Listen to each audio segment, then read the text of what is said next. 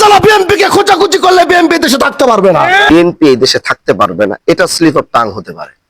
কেন বলছি? কারণ এই কথাটা আমার বলা, ধর আমার মাথায় ছিল একটা, মুখ থেকে বের হয়েছে আরেকটা। কথাটা এরকম ছিল যে আমার টার্গেট ছিল শিবচরে যারা জাতীয়তাবাদী দল বিএনপির নামে যারা উচ্ছৃঙ্খল করছে, অবৈধভাবে কোনো কাজের সাথে জড়িত হচ্ছে এবং সেই জায়গায় তারা বিএনপির নাম ভাঙাচ্ছে, এটা তো আমাদের মাননীয় প্রধানমন্ত্রী জনাব তারেক রহমান সাহেব এটা অ্যালাউ করবে না।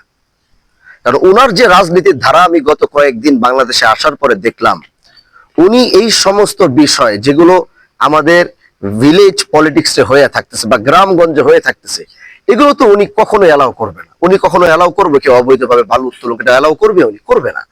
কেউ বাস স্ট্যান্ডে গিয়ে এই নামের উপরে যদি বলে আমি এই দলের ছাত্রদের এই নামের উপরে যদি কেউ চাঁদা, এটা অ্যালাউ করবে? করবে না। উনি যে নতুন ধারার রাজনীতিটাকে নিয়ে আসছে, আমার চিন্তাধারা, আমি যে চিন্তাধারার রাজনীতিতে পাড়া দিয়েছি, আমি দেখলাম যে জনাব তারেক রহমান সাহেব সে একই ধারার রাজনীতি করছেন। এজন্য বিএনপির সাথে আমার সাংঘর্ষিক হওয়ার কোনো প্রশ্নই আসে না এখানে। কিন্তু হ্যাঁ, আমি বিরোধী দলের একজন এমপি, সরকারের ভালো যখন দেখবো, আমি এটা বলেছি, সংসদে দাঁড়িয়ে সরকারের ভালোটাই উপস্থাপন করব। যখন দেখবো সেখানে কোনো খারাপ কিছু, সংসদে দাঁড়িয়ে সেটা উত্তোলন করব। কিন্তু তাছাড়াও বাহাদুরপুর দেশের একটা ঐতিহ্য।